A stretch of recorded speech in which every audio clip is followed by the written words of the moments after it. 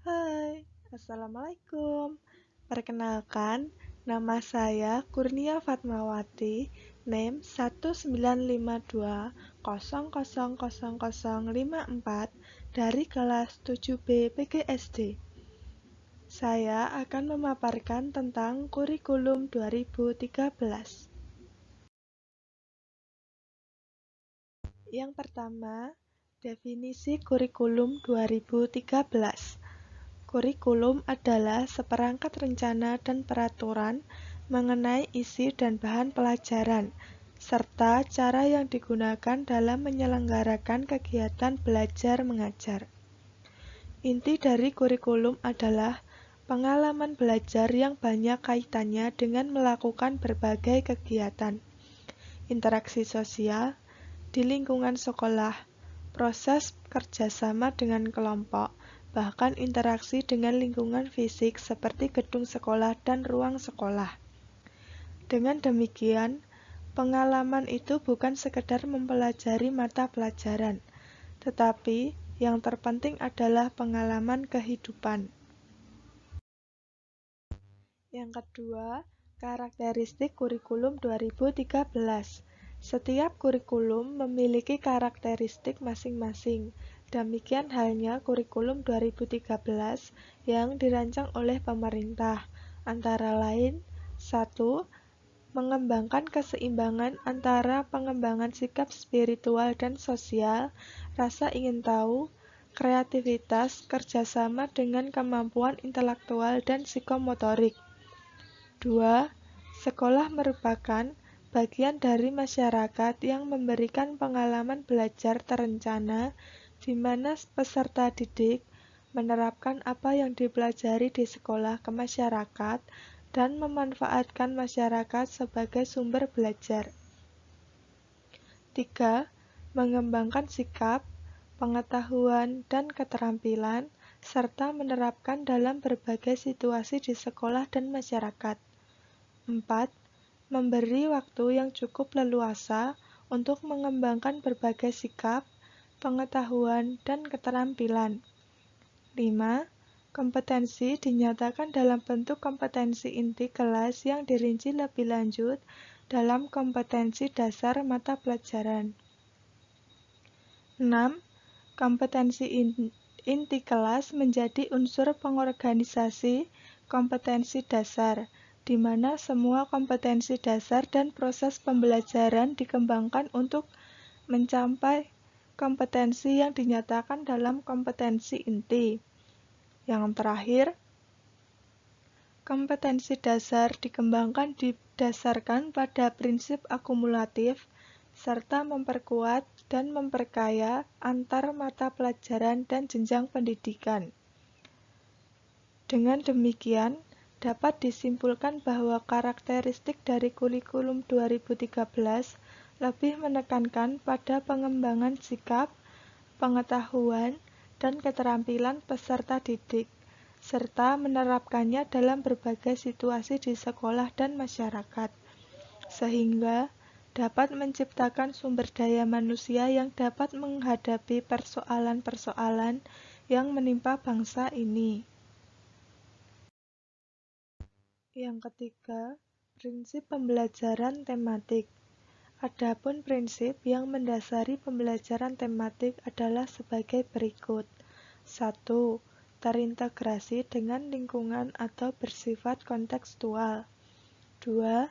Memiliki tema sebagai alat pemersatu beberapa mata pelajaran atau bahan kajian. 3. Menggunakan prinsip belajar sambil bermain dan menyenangkan. 4. Pembelajaran memberikan pengalaman langsung yang bermakna bagi peserta didik. 5. Menanamkan konsep dari berbagai mata pelajaran atau bahan kajian dalam suatu proses pembelajaran tertentu. 6. Pemisahan atau pembedaan antara satu mata pelajaran dengan mata pelajaran lain sulit dilakukan. 7. Pembelajaran dapat berkembang sesuai dengan kemampuan, kebutuhan, dan minat peserta didik. 8. Pembelajaran bersifat fleksibel. 9. Penggunaan variasi metode dalam pembelajaran. Yang keempat, ada tahapan implementasi kurikulum 2013. Yang pertama, pengadaan buku oleh sekolah kepada siswa. Kedua, pelatihan terhadap guru. Ketiga, pendampingan terhadap guru. Keempat, pelaksanaan pembelajaran. Dan yang terakhir ada monitoring dan evaluasi. Yang kelima, kelebihan pembelajaran tematik. Kelebihan pendekatan pembelajaran tematik dibandingkan pembelajaran terpisah adalah terletak pada kegiatan yang berlangsung selama proses pembelajaran, yaitu memberikan kesempatan kepada guru untuk mengembangkan kegiatan pembelajaran yang bermakna dengan menciptakan suasana pembelajaran yang menarik dan menyenangkan, menumbuhkan keterampilan berpikir dan sosial dalam diri siswa, menyajikan konsep pembelajaran yang nyata dan dekat dengan kehidupan siswa.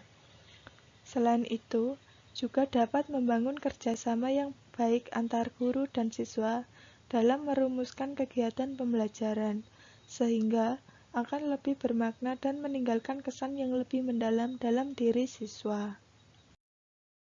Yang keenam, RPP tematik. RPP tematik adalah rencana pembelajaran tematik terpadu yang dikembangkan secara rinci dari suatu tema. Langkah-langkah pengembangan RPP tematik adalah dengan mengkaji silabus tematik dan mengidentifikasi materi pembelajaran. Yang ketujuh, pendekatan saintifik. Ada 5 tahapan yang harus dilakukan dalam pembelajaran dengan pendekatan saintifik. Kelima tahapan tersebut sering dikenal dengan istilah 5M, yakni mengamati, menanya, mencoba, menalar, dan mempresentasikan. Yang terakhir, modal pembelajaran pada pendekatan saintifik. Yang pertama, Problem Based Learning atau PBL adalah pembelajaran yang menyediakan masalah-masalah nyata atau kontekstual sebagai sarana untuk mengembangkan keterampilan menyelesaikan masalah bagi peserta didik.